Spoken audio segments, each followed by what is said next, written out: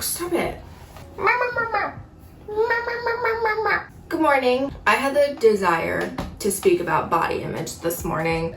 So I pulled up a couple of prompts so that this is more impromptu and so that I have a little bit of like stability in speaking, because I'm still trying to figure out how to make these conversations real and my real thoughts in the moment, but also like structured and not just like a huge mess.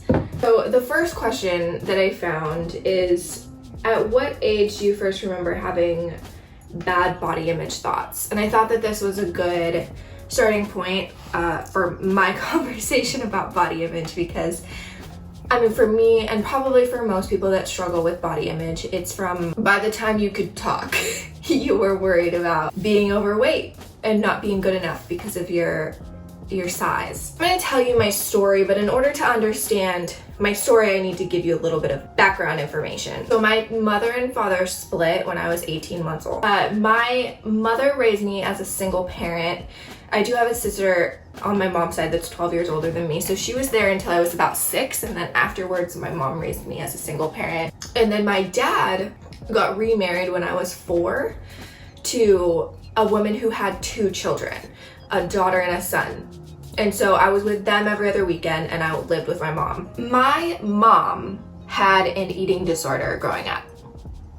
She was anorexic. That was present throughout my entire life, because if you have an eating disorder, most of the time you don't really grow out of it. But I'm sorry if you guys can hear my cat. She's hunting birds through the window right now. Molly, come on. This is like a serious conversation and you're really making it hard. Molly, honey, do you want to go watch in the bathroom? Do you want to go watch the birds through the bathroom window? Do you think that would be better? Her body image was bad, right? And so she definitely pushed some of that onto me, not intentionally, of course, and I don't blame her for this, right? These are her own like mental issues that she didn't deal with before she had a child. They got inherited by me, and that's what happens when we don't heal prior to having children. So there were always comments made about my weight coming from my mom. There were always comments about what I was eating coming from my mom. Come here. Okay, so she definitely tried to not make comments about my body or what it looked like, but she did comment on what I was eating often. She would comment on how much I was eating. I just felt very uncomfortable with eating at a very young age. So if you flip over to my dad's side of the family, I think this is where a lot of my body image issues come from. I was kind of a chunky kid. My older sister that my dad had and my younger sister that my stepmom had were both thin. They were both stick thin, like little kids, because you know, when girls are young, they can be really skinny. And they were both that and I was not. So I was constantly comparing myself to them. That caused some serious issues. And then on top of that, there was this issue with my stepmom not loving me and not caring about me as much as she cared about her own daughter. And there was a subconscious thing that happened that made me believe that she didn't love me as much as my younger sister because of my body, because I wasn't thin. It's really messed up what we do to girls, and we have got to do better. But at what age do I first remember having bad body image thoughts? I mean, as early as I can remember. The next question that I picked out actually is, when you were a child, did you think about the appearance of your body often? And yes, absolutely. It was my definition of self-worth. I leaned out quite a bit by about 7th grade, and I remember being like, wow, I'm so skinny. And then I hit puberty and I thickened up a little bit because I'm fit. Like, I'm built to be thick. There were a few comments made to me when I was a teenager that got me into the gym. I got made fun of for having knock knees a lot. I walked with my feet kind of inwards and my knees kind of knocked. And I thought that that's because I was fat. I thought that I had that inward knee pointing because I was fat, and if I lost weight, then I wouldn't have that. And so I started going to the gym when I was 16, as soon as I could drive, I was going to the gym. And I was doing a lot of cardio. I was a big fan of the elliptical, and I got really thin. I was not eating. I was tracking my calories from about 16 to 18. Tracking calories, doing a lot of cardio, weighing myself every single night, trying to get as low as possible, watching that number go down. 120 was about as low as I ever got, but for me, that's low. That is low. Like, I was very thin. Like, I'll try to pull up a picture of me as a senior in high school, the thinnest I ever was. It's weird looking back on that and being like, at that time, I remember we were in Ross and we were trying on like rompers and jumpers, because this is like when rompers were brand new. And I put on a size 2 romper and it didn't fit me quite like it did fit me. Like, I probably looked good in it, but I have like body dysmorphia and I was like, I'm so fat. It's really messed up what we do to girls and it needs to change. Some of the things that I remember being said to me as a child that really like reinforced that my body image was something that I should worry about were things like, oh, you're still carrying baby weight. You're just big boned compared to your sister. Oh, you have your Aunt Catherine's body. She was beautiful when she got older though, but she had to work really hard for that. A majority of my fitness journey has been focused around being the smallest, skinniest version of myself. I thought that I could only be attractive if I was thin.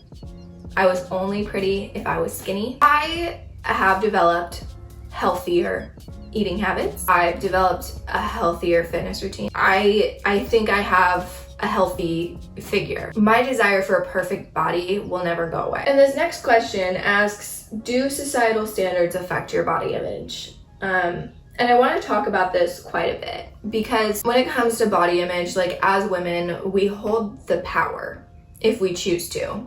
And we can decide whether or not we're going to allow these societal standards to control us. Because in reality, there's two things happening. There's a fear of women, right? Men are afraid of women. Women are powerful. We hold a lot of cards, and they fear that. And that's a lot of the reason why women have been used and suppressed throughout society, throughout history. So what's happening with body image standards is that we force women to believe that their only value is in their appearance. If you force women to believe that their only value is what they look like, they're pretty easy to manipulate, pretty easy to control. Tell her to stay small and don't take up space. Do what you're told, right? Body image standards are used to control women. There's a lot of things within society that are used to control women, but this is one of those that really manipulates women because it places their worth, their self-worth, and their value in themselves on what they look like. Okay, on the other side of the spectrum, there's the fitness, body, health industry that places an unachievable idea of the perfect body. Very unachievable. I mean, some people have it, but very rare. Very few people have it. It changes, right?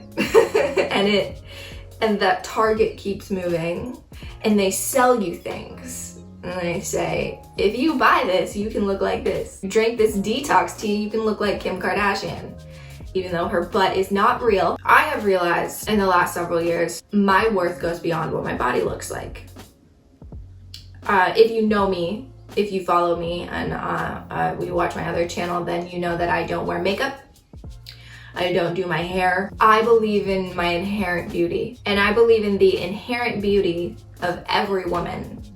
And it is my dream that every woman on this earth sees how gorgeous and beautiful and perfect she is without all that other bullshit. And I do want to just touch on saying perfect a little bit, because I know a lot of people are gonna be like, yeah, but like, if you're not healthy, if if you're not taking care of yourself like you need to be.